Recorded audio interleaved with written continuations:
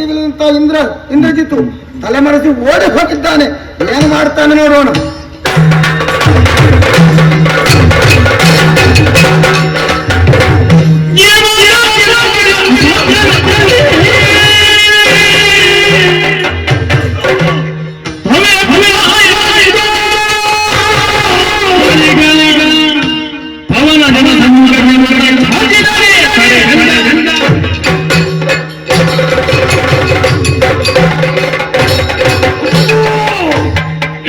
ಚಿತ್ತು ರಾಮನೊಡೆ ಯುದ್ಧವನ್ನು ಗೆಲ್ಲುತ್ತೇನೆ ಎಂಬಂತಹ ಭರವಸೆಯಲ್ಲಿ ರಾಮನಲ್ಲಿ ಯುದ್ಧವನ್ನು ಮಾಡಿರುತ್ತಾರೆ. ಸೋಲು ಒಂದೊಂದು ಬಾಣವೂ ಮಿಂಚಿನ ರೂಪವಾಗಿ ನನಗೆ ಗೋಚರಿಸ್ತಾ ಉಂಟು. ಆ ಸಮಯದಲ್ಲಿ ರಾಮನಲ್ಲಿ ಯುದ್ಧದಲ್ಲಿ ಗೆಲ್ಲುವುದಕ್ಕೆ ಸಾಧ್ಯವಿಲ್ಲ ಎಂಬುದು ತಿಳಿದು ಯುದ್ಧ ಕ್ಷೇತ್ರದಿಂದ ಪಲಾಯನ ಮಾಡಿದೆ. ಇನ್ನಾದ್ರೂ ಯಾರಲ್ಲಿ ಯುದ್ಧ ಮಾಡುವುದು ಕಾಣ್ತಾ ಇದ್ದಾನಲ್ಲ ಹನುಮ, ನನಗೆ ಸಿಗಬೇಕಾದ ಅವನೇ. ಹಾಗಾಗಿ ಅಂಬರ ಪಥದಲ್ಲಿರುವಂತಹ ರಥವನ್ನು ಹನುಮಂತನನ್ನು ಹೇಳುತ್ತೇನೆ.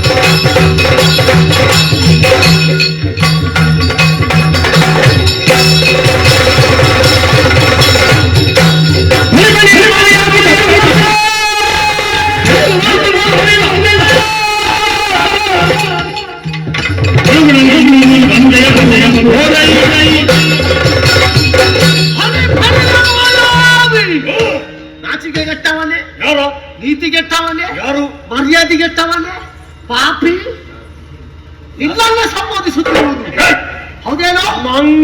ನಮ್ಮ ದೇವರಾದಂತಹ ಶ್ರೀರಾಮಚಂದ್ರನಲ್ಲಿ ಯುದ್ಧ ಮಾಡುವುದಕ್ಕೆ ಅಳುಕಿ ಅಂಜಿ ಅವರಿಗೆ ಬೆನ್ನು ಕೊಟ್ಟು ಓಡಿ ಬಂದವ ನೀನು ಹೌದೇನೋ? ಏನು ನಿನ್ನ ಮಾಯಾವಿ ವಿದ್ಯೆಗಳು ಸೂರ್ಯವಂಶದ ಬೆಳಕು ಎಲ್ಲಿವರೆಗೆ ಹರಿಯುತ್ತದೋ ಅಲ್ಲಿ ನಡೆಯುವುದಿಲ್ಲ ಎನ್ನುವುದು ನಿನಗೆ ಗೋಚರವಾಗಿದ್ರು ಕೂಡ ಅವನನ್ನು ವಂಚಿಸಿ ನನ್ನ ಕಡೆಗೆ ರಥವನ್ನು ಎಳೆದಿದ್ದೀಯಾ? ಹೌದು. ಇದರ ಅರ್ಥ ಏನು ಗೊತ್ತುಂಟ? ಏನು? ಪಾಪಿ ಪಾಪೇನ ಹನ್ಯತೆ. ಸೀತಾಮಾತೆಯನ್ನು ಕದ್ದೊಯ್ದಂತಹ ನಿಮ್ಮನ್ನು ಒಂದಲ್ಲ ಒಂದು ದಿವಸ ಬಗ್ಗು ಬಡಿದು ಮನೆಯೊತ್ತಿಗೆ ಕರೆತಂದು ಅಯೋಧ್ಯ ಶ್ರೀರಾಮನಾಗಿ ಬೆಳಕು ಕಾಣಬೇಕು ಎನ್ನುವುದೇ ಹಂಬರ ನಮಗೆ. ಎಷ್ಟೋ ಸಾವಿರ ಕೋಟಿಗಟ್ಟಲೆ ಕಪ್ಪಿ ಸೈನ್ಯವನ್ನು ನೀನು ನೆಲಕ್ಕೆ ಉರುಳಿಸಿದ್ರು ಕೂಡ ಕೇವಲ ರಾಮದೇವರ ದರ್ಶನ ಮಾತ್ರದಿಂದಾಗಿ ಕಪಿ ಸೈನ್ಯವೆಲ್ಲ ಎದ್ದು ನಿಂತು ಜಯಘೋಷವನ್ನು ಮೊಳಗುತ್ತಾ ಇದೆ. ಯಾಕೆ ಎದ್ದು ಹೊರತಾ ಇದೆ ಅಂತ? ಯಾಕೆ ಅಂತ ಕೇಳು. ಯಾಕೆ? ನಿನ್ನದಾದಂತಹ ಸೋಲಿನ ಪಡೆಗೆ ಅವರು ಕೊಡುವಂತಹ ಜಯಘೋಷ, ಗೆಲುವಿನ ಪಡೆಗೆ ಕೊಡುವಂತಹ ಜಯಘೋಷ ಯಾವಾಗ ಗೊತ್ತುಂಟ ನಿನಗೆ? ಯಾವಾಗ? ನಿನ್ನ ಹೆಣದ ಮೇಲೆ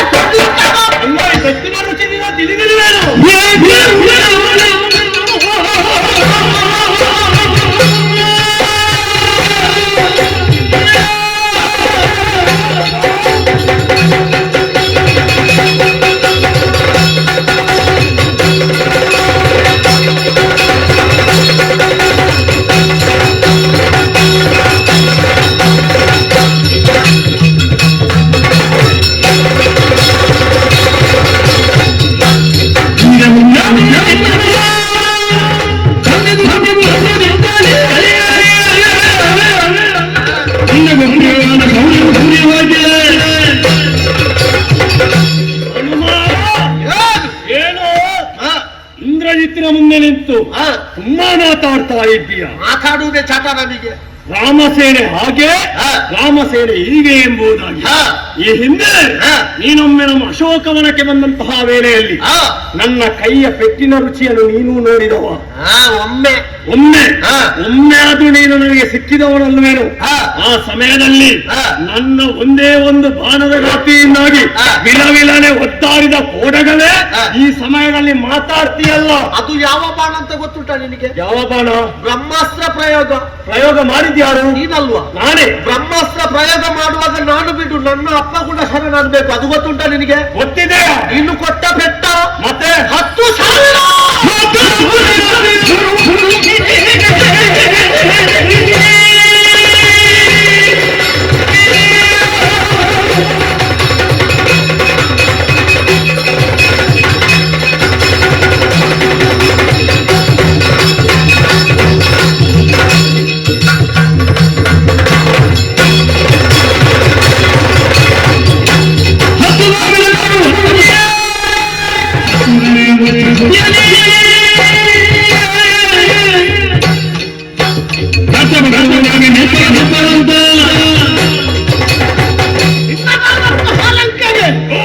ಆಗಮಿಸಿದವ ನಾನು ಸೀತಾಮಾತೆಯನ್ನು ಕಂಡು ಅವತ್ತೇ ಸೀತಾಮಾತೆಯನ್ನು ನಾನು ಕರೆದುಕೊಂಡು ಬರ್ತಿದ್ದೆ. ಆದ್ರೆ ಏನಾಯ್ತು ಗೊತ್ತುಂಟ ನಿನಗೆ? ರಾಮ ವಾಕ್ಯವನ್ನು ನಾನು ತಲೆಯಲ್ಲಿರಿಸಿಕೊಂಡು ಬಂದವ. ಹೇಗೆ ರಾಮ ಆದಿದ್ದಾನೆ? ಏನು? ದುಷ್ಟನಾದಂತಹ ರಾವಣನನ್ನು ಕೊಂಡೆ ಸೀತೆಯನ್ನು ಮರಳಿ ಕರೆದುಕೊಂಡು ಬರ್ತೇನೆ. ಇಲ್ಲದಿದ್ರೆ 33 ಕೋಟಿ ಕಪಿಸೈನ್ಯ ನಾಯಕರಿಗೆ ನಿಮ್ಮ ಲಂಕೆ ಲೆಕ್ಕವೇನು? ಮತ್ತೆ ನಮ್ಮ ಅರ್ಧದಷ್ಟಿಲ್ಲ ನಿಮ್ಮದು ಗೊತ್ತುಂಟ. ಆದ್ರೆ ರಾಮನ ವಾಕ್ಯ ವೇದವಾಕ್ಯ ಎಂಬುದಾಗಿ ಪರಿಗಣಿಸಿದವರು ನಾವು. ಒಂದು ಮಾತನ್ನು ನೆನಪಿಟ್ಟುಕೋ, ಏನು? ಎಷ್ಟೋ ಯೋಜನೆ ದೂರವುಳ್ಳಂತಹ ಇಲ್ಲಿಂದ ಲಂಕೆಯವರೆಗೆ ಸೇತುವೆಯನ್ನು ಬಲಿಲಿಕ್ಕೆ ನಮಗೆ ಆಗುತ್ತದೆ ಅಂತೆ, ಸೀತೆಯನ್ನು ಕರ್ಕೊಂಡು ಬರ್ಲಿಕ್ಕೆ ಆಗುವುದಿಲ್ಲ. ಅವತ್ತೇ ಕರೆದುಕೊಂಡು ಬರ್ತಿದ್ದೆ. ನೀನು ಹೇಳಿದಂತಹ ಬ್ರಹ್ಮಾಸ್ತ್ರಕ್ಕೆ ಮರ್ಯಾದೆ ಕೊಟ್ಟು ತಲೆ ಮಾಡಿ ಅವತ್ತು ನಿನ್ನಲ್ಲಿ ಶರಣಾದ್ದು.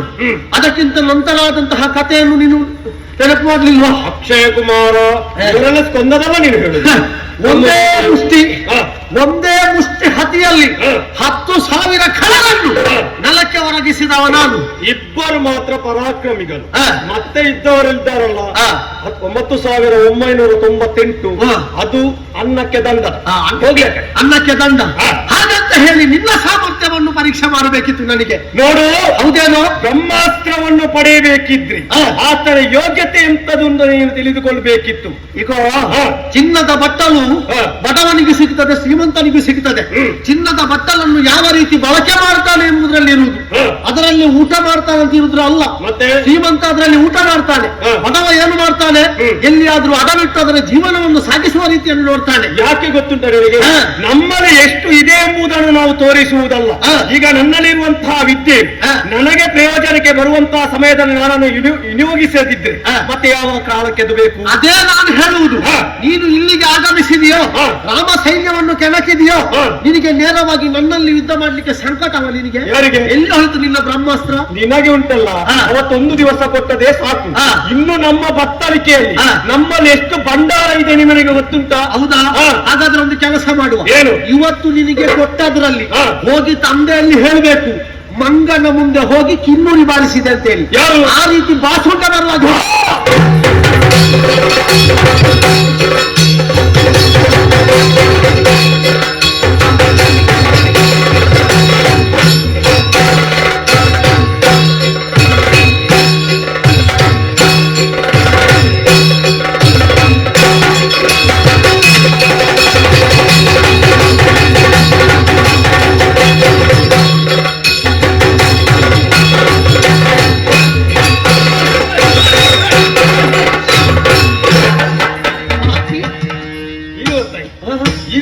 ಗೊತ್ತಾಯ್ತಾ ಹನುಮಂತ ಹೇಗೆ ಅಂತ ಹೇಳಿ? ಹನುಮಂತನ ಪೆಟ್ಟು ಪೆಟ್ಟಿ.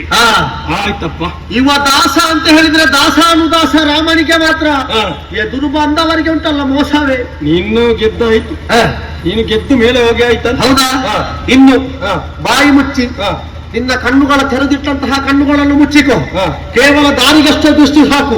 ನೇರವಾಗಿ ಲಂಕೆಗೆ ಹೋದವ ನಿನ್ನ ಕೋಣೆಯಲ್ಲಿ ಮುಸುಕು ಹಾಕಿ ಮಲಗಿ ಇದ್ರೆ ಸ್ವಲ್ಪ ಬಾಳೆ ಹಾಕಿಕೋ ತಾಯಿಯದ್ದು. ಯಾಕೆ? ಸೆರಗು ಹಾಕಿಕೋ.